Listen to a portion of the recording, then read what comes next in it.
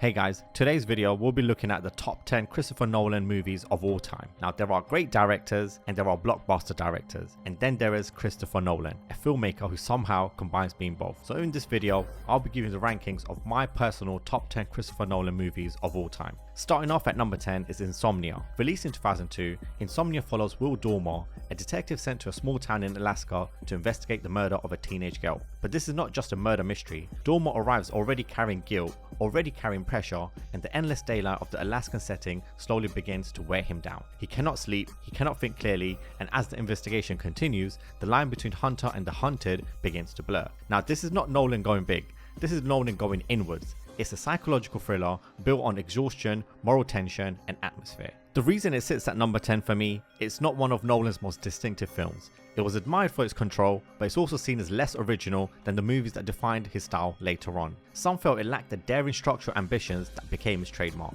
Others saw it as a very strong studio thriller rather than a truly essential Nolan masterpiece. Moving on to number 9, it is The Dark Knight Rises. Now Dark Knight Rises is one of Nolan's most divisive films, but it's also one of his most ambitious. This is not just the final chapter of a superhero trilogy, this is the ending of a myth, that is Bruce Wayne, who is now older, more isolated and more broken, and the city of Gotham feels fragile. And then comes the monster Bane, a brutal force who does not just threaten Batman physically, but attacks the city itself at its foundations. But for me, what keeps this outside the top tier Nolan movies is that it didn't live up to the hype of Dark Knight and is far less precise and intimate than Batman Begins. The scale is impressive, but I felt the plotting became too crowded and too convenient at times. The emotional and political ideas of the movie were not always developed with the same clarity as the other Batman movies from Nolan.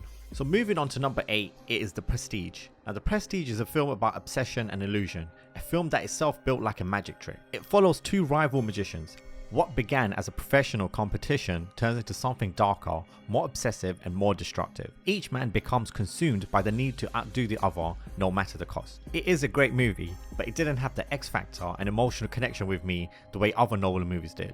That's why it's at number 8. At number 7, it is Batman Begins. Before Nolan redefined a superhero movie with The Dark Knight, he had to rebuild Batman from the ground up. Batman Begins was more than an origin story, it was a complete reinvention. Bruce Wayne is not introduced as a polished hero, he is introduced as a wounded man, shaped by trauma, anger and fear. The film spends real time exploring why Batman exists, what he represents, and why Gotham needs him. And that patience is what makes this film so strong. Instead of rushing towards costume and spectacle, Nolan builds. That seriousness is what made the film so important. But it's still a setup film in many ways, and that's why it's number 7 for me. Because while the world building and character work were excellent, the film's villains and actions were not operating at the same level as Dark Knight. But Batman Begins was still a revolutionary movie in the superhero genre, so it comes in at number 7. At number 6, it is Memento. And this is the film that put Christopher Nolan on the map. Memento is not just one of his best films, it's one of the most important breakout films of the modern era.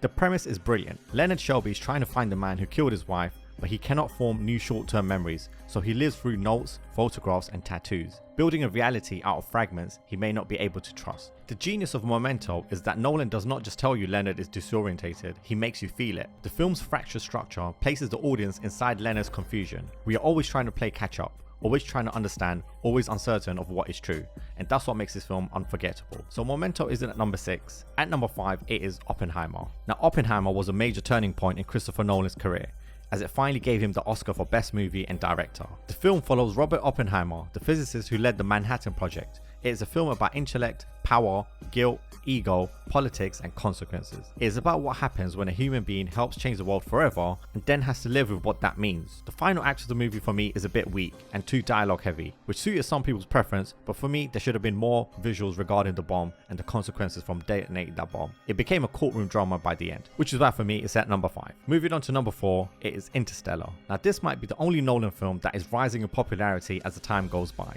The new generation of movie fans can't get enough of this movie because it's Nolan attempting hard science fiction.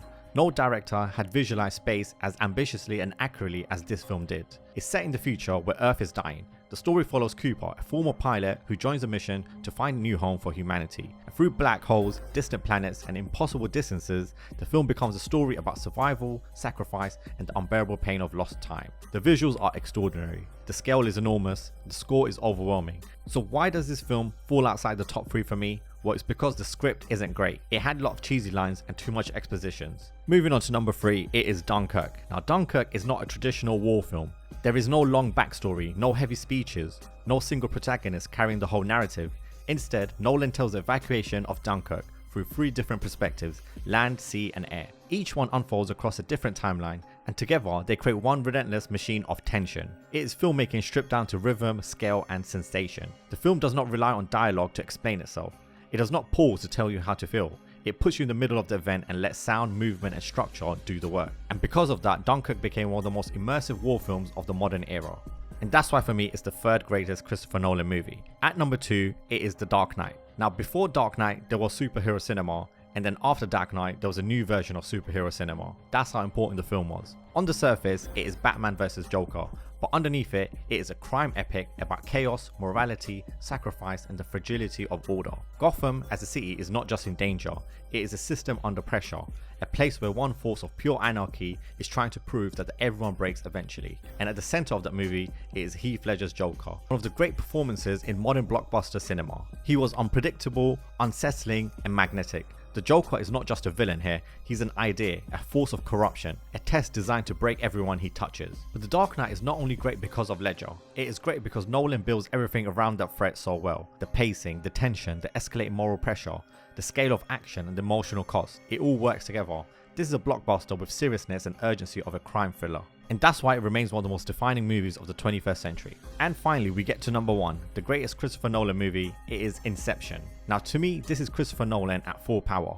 It is a film that combines concept, scale, emotion, style, structure and spectacle into one of the most distinctive blockbusters ever made. The premise of the movie follows Dom Cobb and his team as they enter dreams to steal information from the subconscious. But this time the job is different. Instead of stealing an idea, they have to plant one. The deeper they go, the more dangerous the mission becomes, because dreams do not just bend reality, they bring buried guilt and unresolved memory with them. This is why Inception is more than just a clever movie. Yes, the concept is brilliant, the world building is incredible, the action is unforgettable, but what gives the film real power is the emotional core beneath it all. Cobb is not just navigating dream layers, he's navigating grief, guilt, and the damage of a past he cannot escape. I love the movie for its ambition, but more importantly, the execution of it. Inception is a blockbuster movie, but it's also deeply intricate. This is the Nolan film where all his obsession came together most completely. Time, memory, control, identity, lost, reality itself. And he combined all of that to turn it into one of the greatest blockbuster movies of all time. And for me, the best Christopher Nolan movie of all time. So that was my list of the top 10 Christopher Nolan movies. Let me know in the comments what you think of the ranking and what your favorite Christopher Nolan movie is.